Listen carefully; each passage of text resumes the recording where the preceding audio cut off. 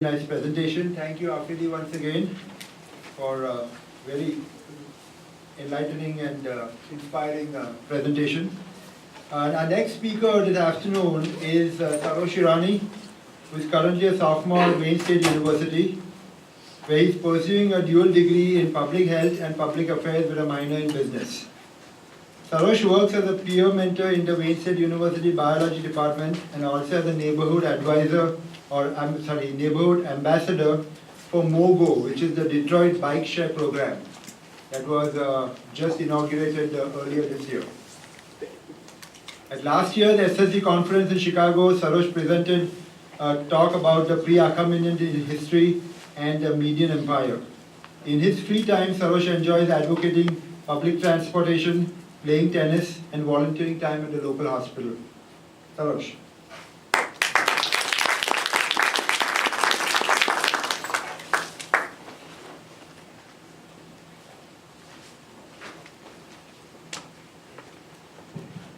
So today I'm going to be presenting on Zarathustra's contributions towards astronomy, ecology, science, and philosophy. So I'm going to start off with talking about his contributions towards astronomy, and the first thing I'm going to do is make a very clear distinction between astronomy and astrology. So astronomy is the study of the positions and the properties of celestial objects, such as planets, stars, comets, constellations throughout the universe. Astrology is taking that information, that astronomy, and using it to postulate about the influence it has on human beings and their future and their actions. The big difference is that astronomy is considered a science, while astrology is considered a pseudoscience.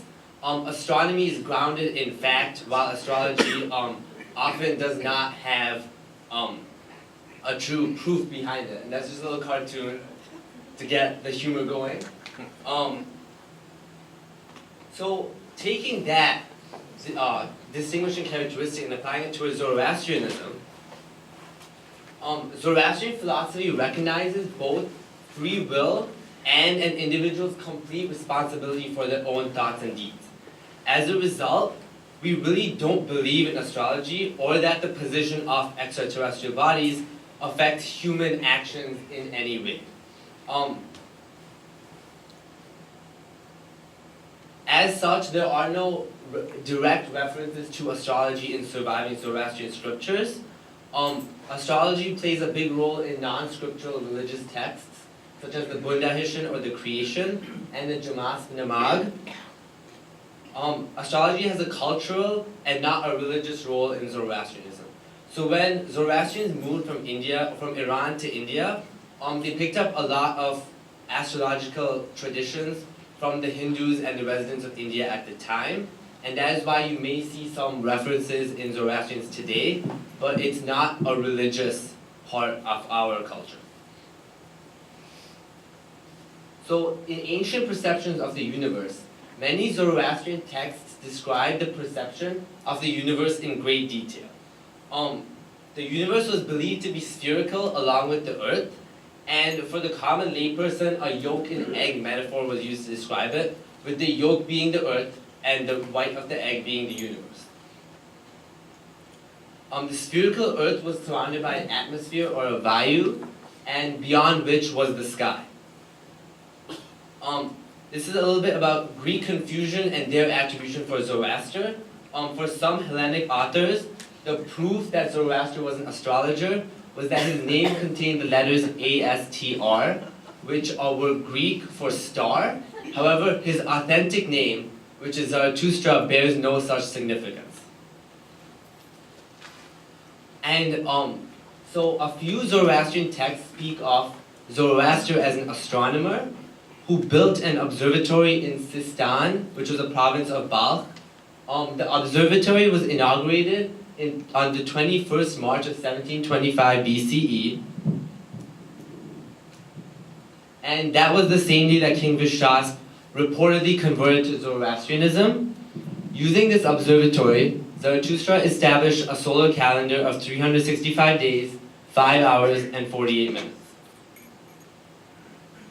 The primary purpose of this observatory was to measure time, predict the seasons and weather changes, and to maintain a precise calendar. It also determined the accurate information about the equinoxes and solstices, and this knowledge was very important to farmers, herders, and traders who started and stopped their caravan trains based on the calendar. And this is a map of the location of the observatory in the modern day world. The marker, as you can see, is the location of the town of Sistan, which is currently in Afghanistan. And the red region is the province of Sistan and Baluchistan, which is currently located in southeast Iran.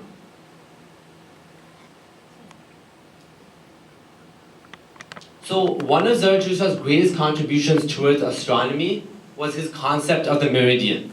So nowadays we all know the prime meridian as being 0 degrees longitude, which passes through Greenwich, England. However, while working at his observatory in Sistan, Zarathustra made his most important astronomical discovery. In 1725 BCE, which was the same year that the observatory was inaugurated, Zarathustra calculated that the meridian was at 62 degrees longitude, which was the center of the known world at the time. He called this meridian Nimruz, or midday, and when it is midday at Nimruz, or the 62nd degree longitude, there is sunlight all the way from Japan to Africa, which was about the extent of the known world at the time.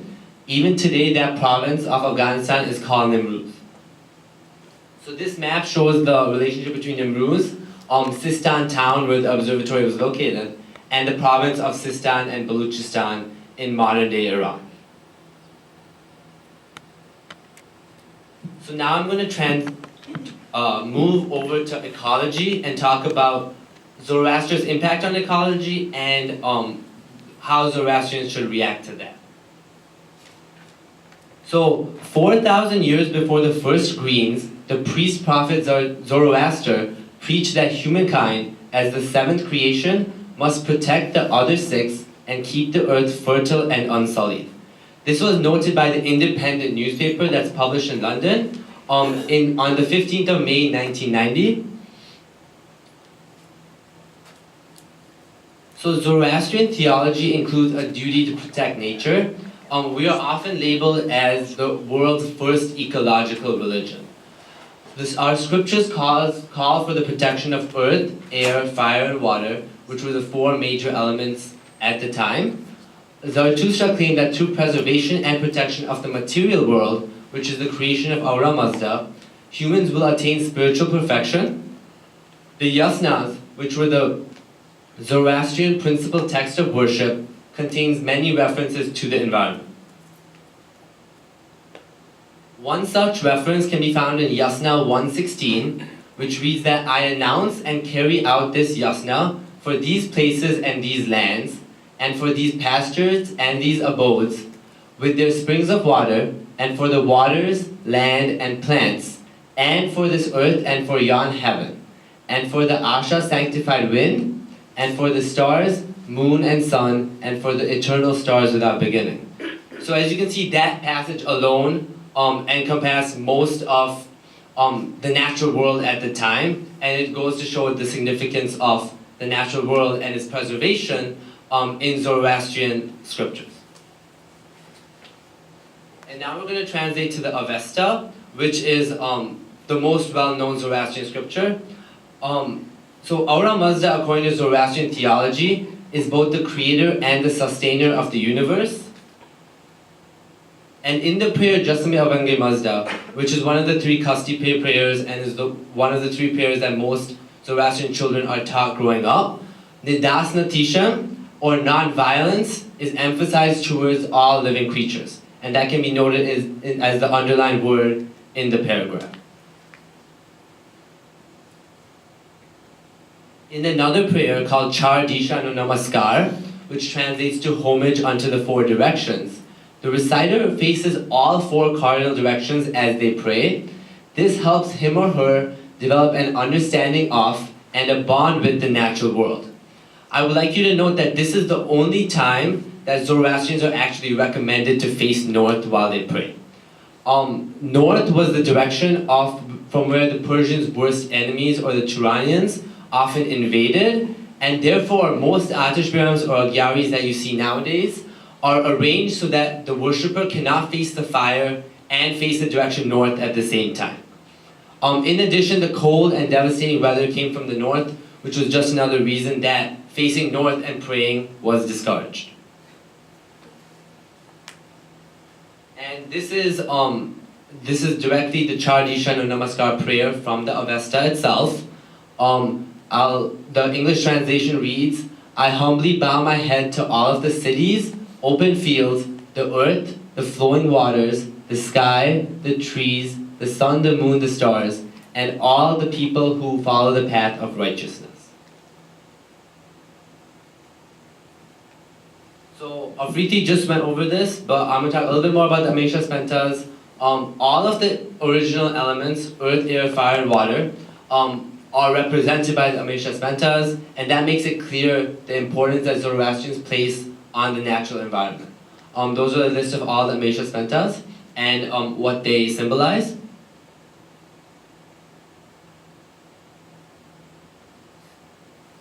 And this is a quote by Herodotus, who is one of the most concise historians of his time. He wrote that the Persians revered the rivers and would neither make water nor spit nor wash their hands nor allow anyone to do so. Water, be it of the rivulet, lake, or the mighty sea, is sacrosanct to the Zoroastrian. He esteems it as indispensable to life. So here I'm going to talk about a few Zoroastrian environmental tactics that were used in the ancient era to preserve and protect the environment. So nowadays, if you look at many major cities, take for example Detroit, Chicago, New York, they're all built right up to the water. And even in the ancient world, for example like the cities of the Nile Valley, such as Aswan and Luxor, the cities of the Indus Valley, they were all built extremely close and practically on top of a water source.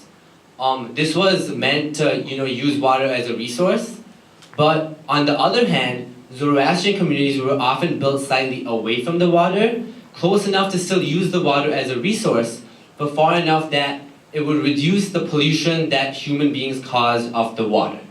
When independent Zoroastrian communities existed, all of the organic waste was deposited into stone-lined pits, where it was naturally degraded and often with the addition of lime.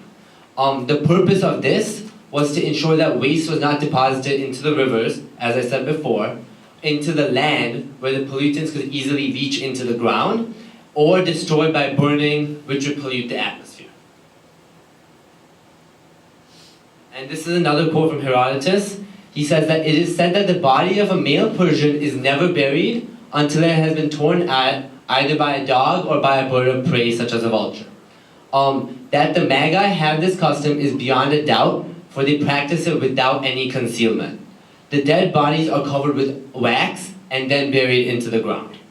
And the wax was meant to protect the ground from any waste that could be produced from the dead body.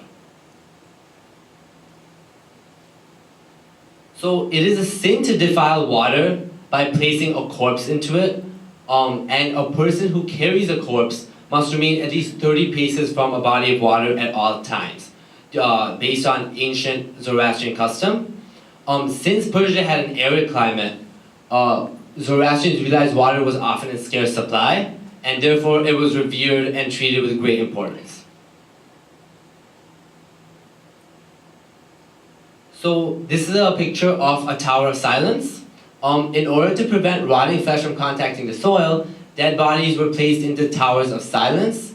Here they were exposed to vultures who ate the flesh, after which the bones disintegrated into a harmless powder.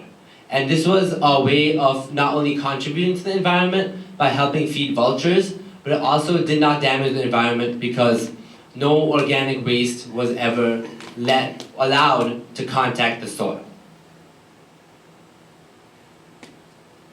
And now I'm going to transition to Zoroaster and his contributions towards science. The statue you see to your left is actually a statue of Zoroaster by Edward C. Potter that currently resides on New York City Hall. So if you're ever in New York, you can take a look at that. And on the right is something every high schooler probably recognizes. It's a Pythagorean triangle, and I'll get a little bit more into that during this segment. So a lot of times you hear about the conflict between religion and science. So let's examine this a bit more closely. Science is the methodical pursuit of trying to understand the universe as perceived by our senses. Religion is the attempt to understand our Creator and the universe through our spirituality, and unlike a lot of people would have you believe, these two are not actually mutually exclusive. In the absence of knowledge about the physical world, religion creates myths that temporarily may satisfy humanity's need to understand the mystery of the physical world. For example, in the years of the BCE, a lot of stuff was not known about the physical world, so myths or legends were created in order to try and explain these things. Over time, these myths do not stand up to critical examination via a scientific approach, which often leads to a discrepancy and a conflict between science and religion. So Zoroaster's influence on Greek scholars was very profound. Nowadays, Greek scholars are considered to be the fathers of science. Despite their natural bias, Greek philosophers do begrudgingly acknowledge that Zoroaster was the original philosopher and one which the Greeks learned much from. The Greeks likely learned about Zarathustra's life and teachings through the Magi, as Dr. Choksi mentioned, who were the contemporaneous Zoroastrian priests. Existing records indicate that this transfer of information occurred between 600 and 300 BCE. So Zoroaster in Alexandria. In the background of this slide is what remains of the Great Library of Alexandria, and the image to your right is a rendering of the Great Alexandrian Lighthouse. According to Hermippus, the Great Library of Alexandria, which was like the knowledge trove of its time, contained over 800 scrolls, or around 2 million lines, that were attributed to Zoroaster, most likely transcribed by the Magi. Within these scrolls were two treatises, one entitled Asteroskopica, which translates from Greek to star watching, and the other was Periphysios, which translates to on nature. And this again just symbolizes the importance of Zarathustra's teachings and discoveries in the fields of astronomy and ecology.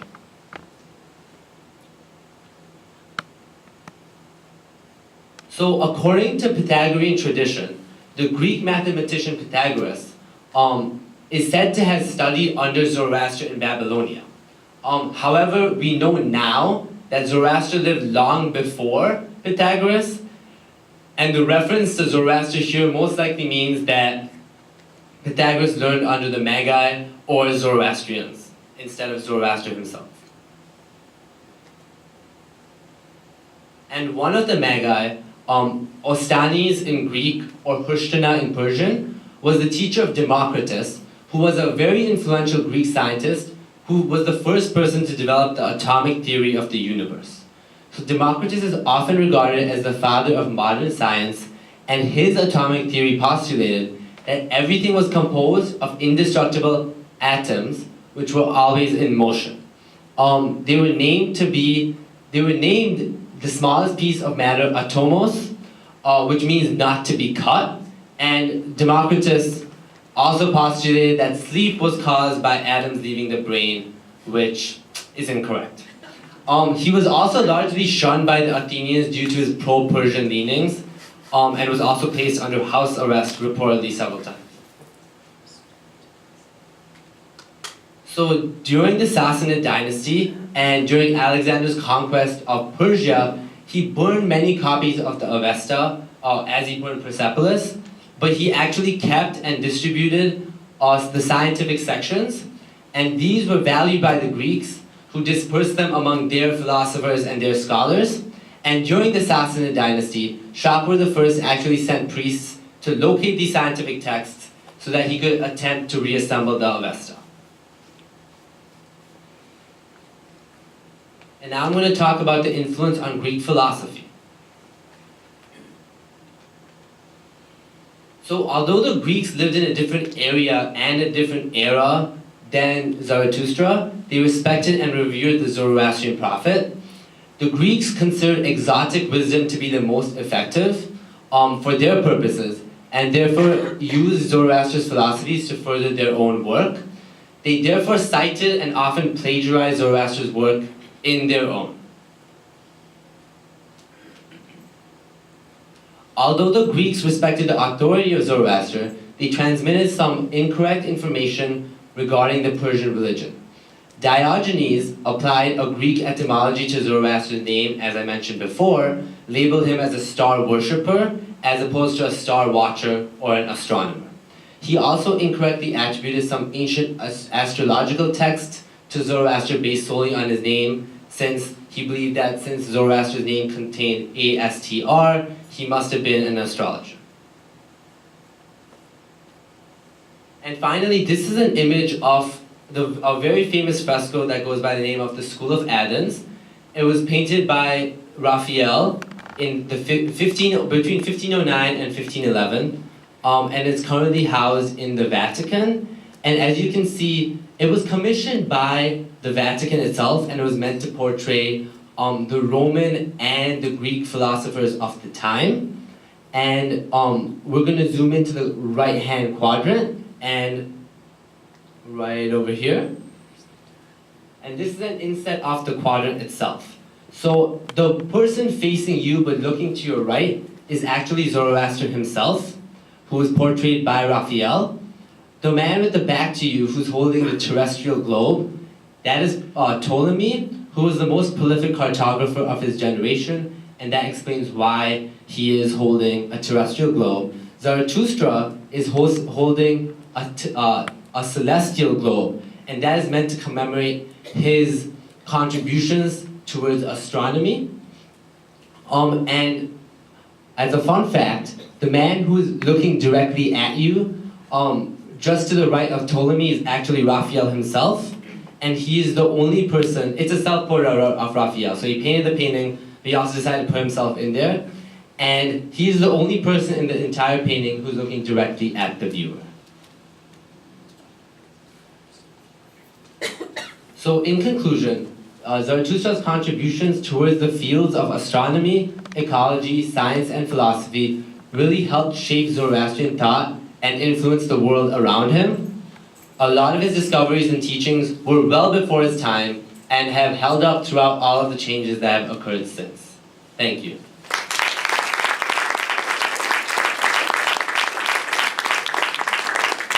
Does anybody have any questions? When it came to your section on astronomy, a lot of that information, when you were doing your research, was that attributed more to Zoroaster himself, or more like a pseudo-Zoroaster? It was.